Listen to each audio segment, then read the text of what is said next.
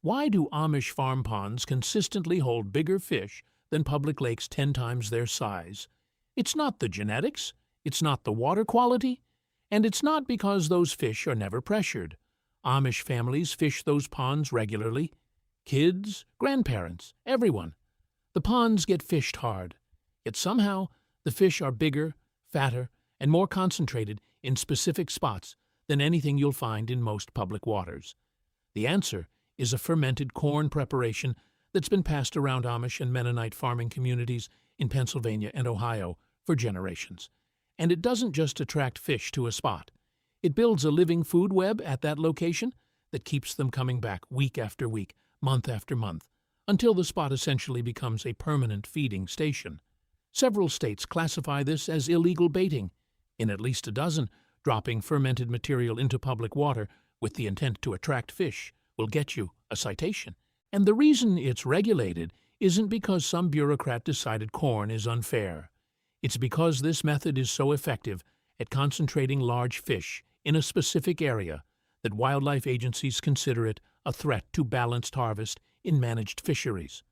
I learned the actual preparation method about 8 years ago during a visit to a Mennonite family's property outside of Lancaster, Pennsylvania. A friend of a friend knew the family and arranged an afternoon of pond fishing. The pond was maybe 2 acres, spring-fed, and surrounded by cow pasture. Before we fished, the grandfather walked to the far bank and dumped a coffee can full of something brownish-yellow into the water near a submerged log. Within 20 minutes, bluegill started dimpling the surface around that log.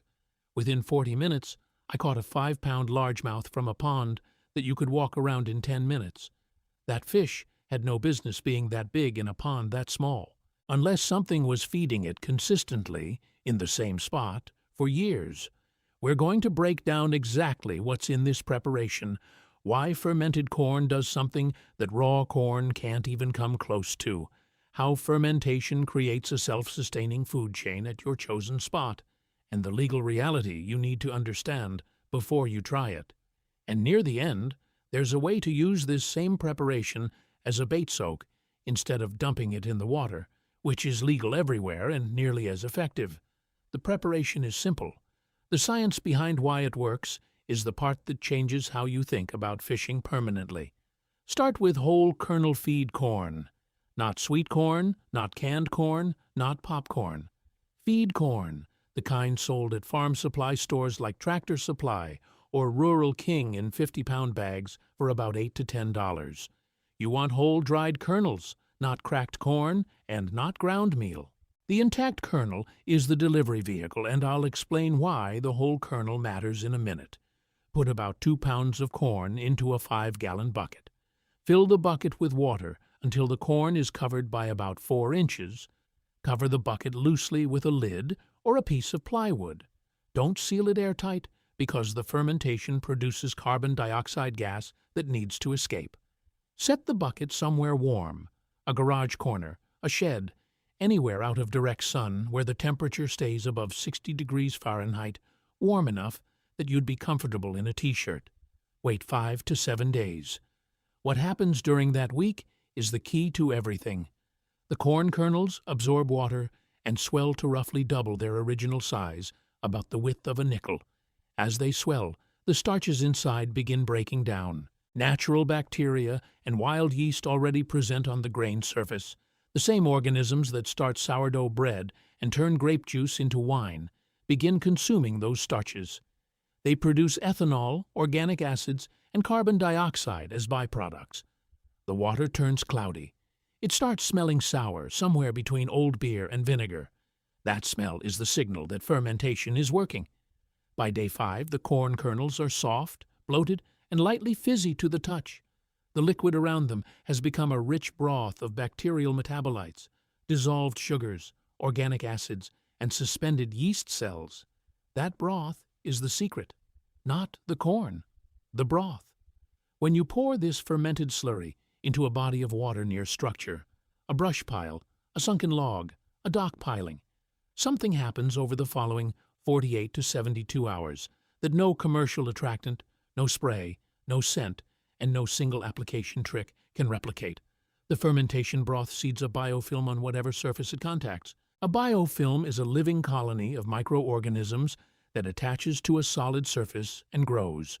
You've seen biofilm 1,000 times without knowing the name. The slippery coating on river rocks, the slimy film on a dock piling below the waterline, the green fuzz on an old boat hull. Those are all biofilms. They're communities of bacteria, algae, fungi, and protozoa that form a self-sustaining ecosystem on a surface. The fermentation broth from the corn provides a massive jumpstart to biofilm formation. Instead of taking weeks to develop naturally, a healthy biofilm establishes in 2 to 3 days on whatever structure is near the pore site. That biofilm does something simple and powerful. It feeds insects. Aquatic insect larvae, midges, mayfly nymphs, caddis larvae, bloodworms, they all graze on biofilm. It's their primary food source. A fresh, nutrient-rich biofilm is a magnet for every larval insect in the area. Within a week of establishing the biofilm, you'll see a measurable increase in insect activity near the structure. Those insects attract small fish. Bluegill, juvenile bass, shiners, baby catfish, they all feed on aquatic larvae. And once you have a concentration of small fish feeding in a predictable spot, the big fish show up. Largemouth bass, channel cats, flatheads, if the water holds them. They all key on areas where forage is concentrated. You didn't attract the big fish with scent. You built them a restaurant. Think about that. Every other fishing trick puts a temporary signal in the water that lasts minutes or hours and then disappears.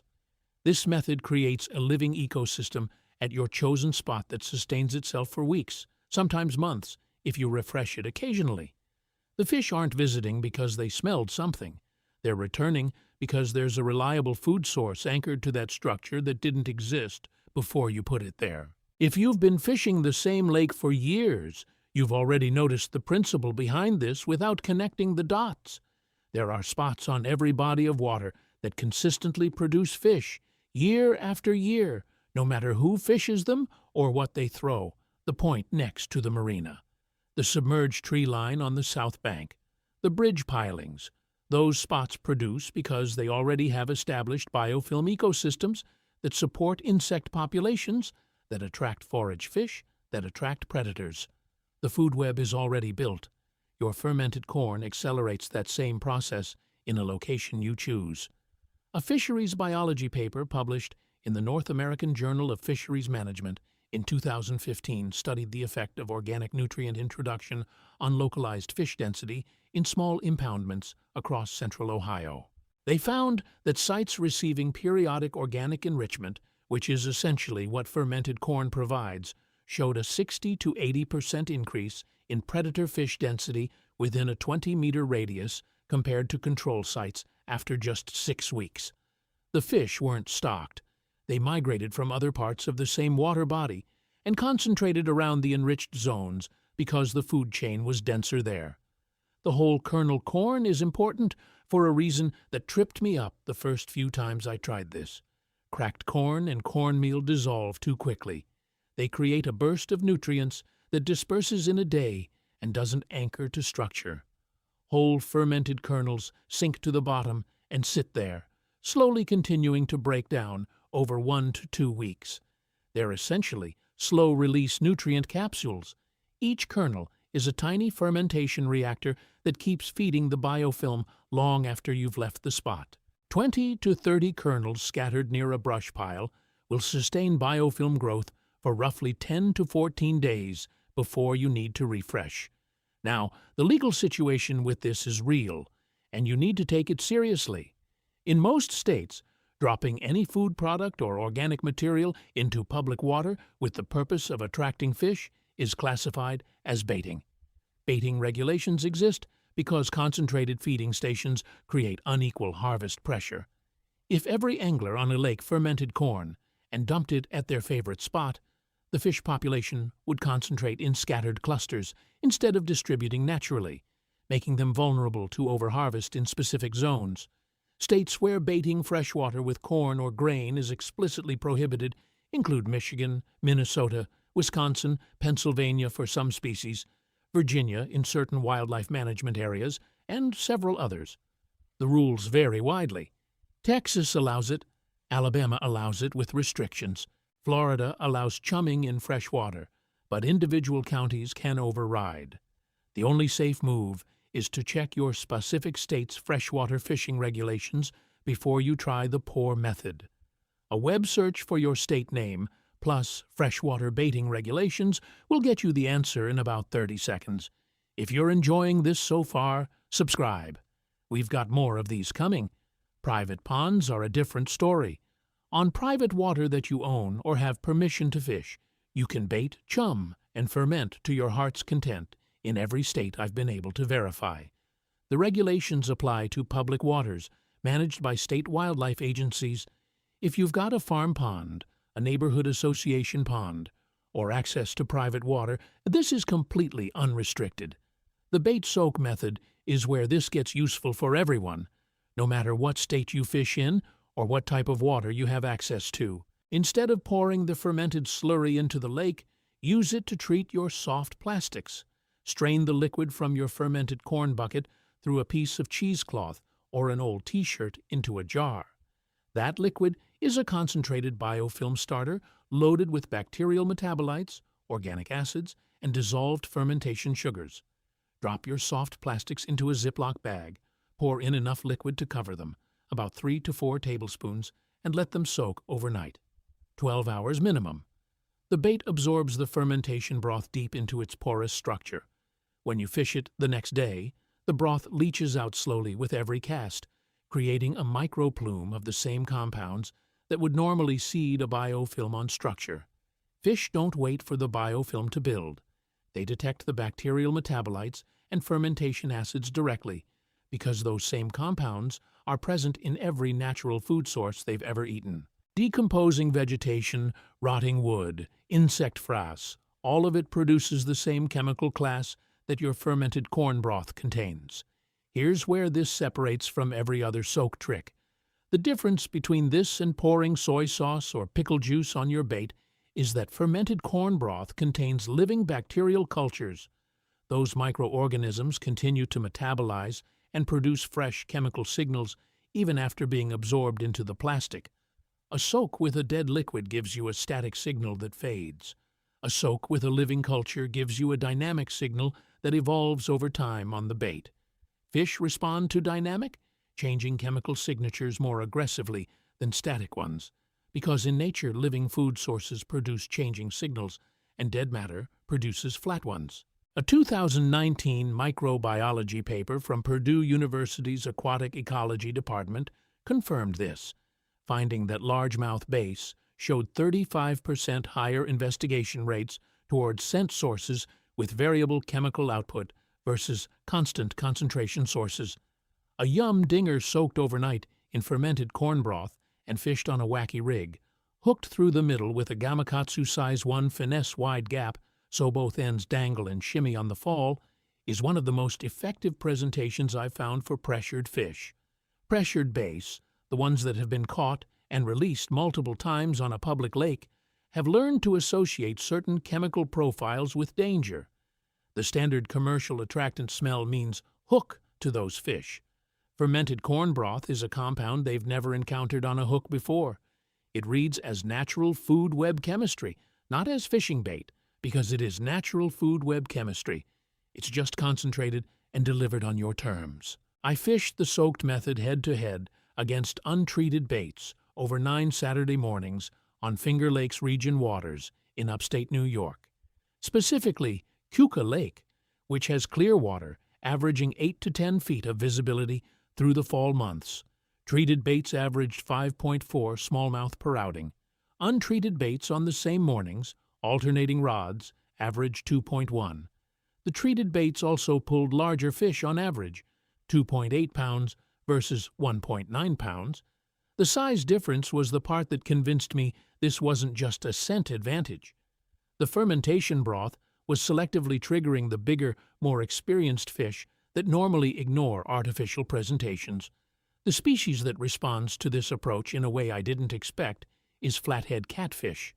Flatheads are the loners of the catfish world.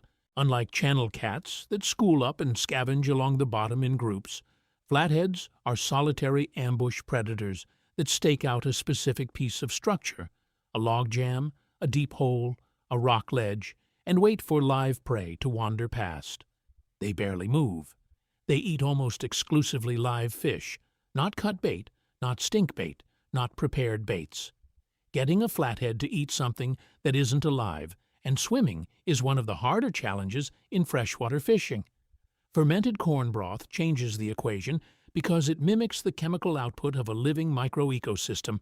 When a flathead detects the complex, shifting signal from a treated bait, the compound profile matches what it would sense near an active feeding area where small fish are concentrated. That signal tells the flathead forage is nearby in a way that a simple fish oil or garlic scent never could, because those single compound signals don't replicate the complexity of a real food web. The broth contains dozens of metabolite compounds in varying concentrations, the same chemical complexity that surrounds a natural feeding zone. A guy who fishes the Delaware River for trophy flatheads, up in the stretch between Easton and Trenton, told me he started soaking his live bait rigs in fermented corn broth before deployment last season. He'd hook a live creek chub, about 6 inches long, roughly the length of a dollar bill, on a circle hook, dip the whole rig in the broth, and pitch it into deep holes along rock ledges. Over 14 targeted outings, he landed 6 flatheads over 20 pounds. His best 2 previous seasons combined had produced 4 fish over 20. Same stretch of river, same time of year, same live bait species. The only addition was the broth soak on the terminal tackle, meaning the hook, leader, and a few inches of line closest to the bait. Where this approach falls flat is anything involving heavy current in warm water. The fermentation broth is temperature sensitive. In water above 75 degrees with any noticeable flow, the bacterial cultures in the broth die within minutes of hitting the water. The organic acids dissipate downstream, and you're left with a bait that smells faintly sour but has lost the living, dynamic signal that makes this different from a regular scent treatment.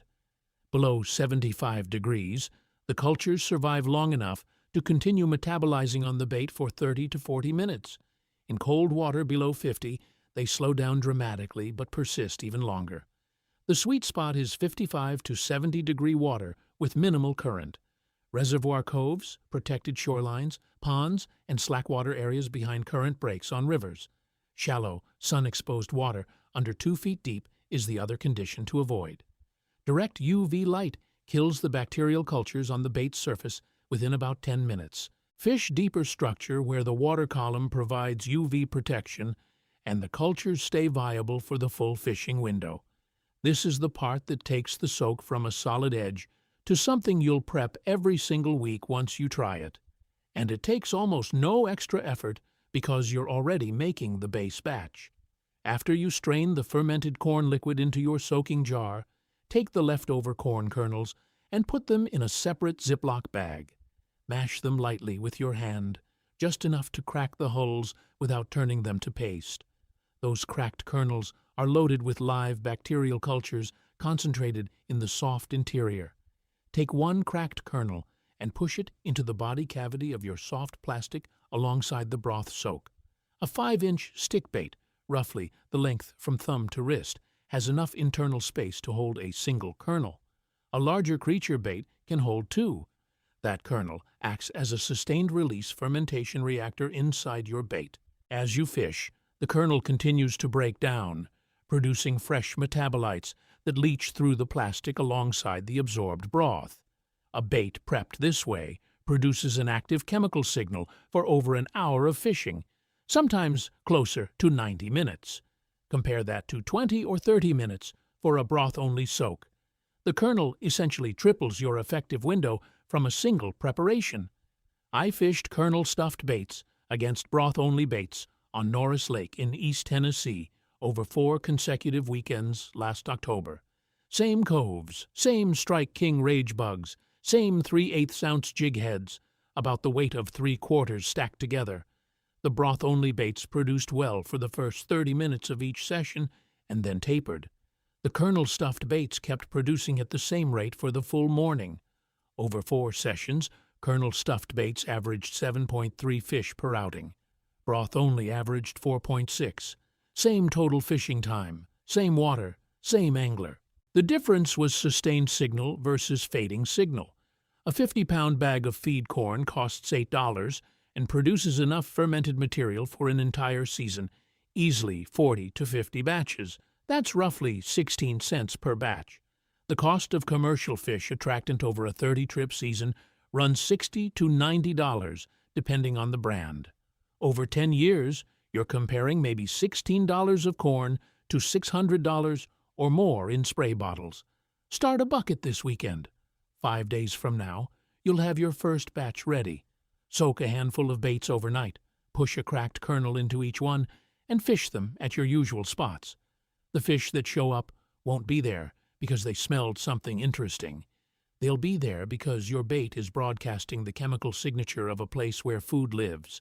That's a signal that doesn't expire, and one that the tackle industry can't fit in a bottle.